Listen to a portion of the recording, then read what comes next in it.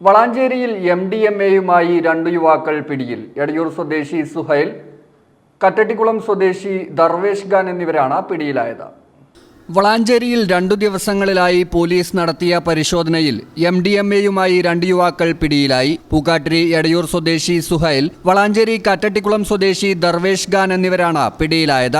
വെള്ളിയാഴ്ച നടത്തിയ പരിശോധനയിൽ വളാഞ്ചേരിയിലെ ജ്വല്ലറി ഷോപ്പിന് സമീപം വെച്ചാണ് ദർവേഷ് ഖാൻ പിടിയിലായത്. ഇയാളിൽ നിന്നും 0.35 ഗ്രാം MDMA-യാണ് കണ്ടെടുത്തത്.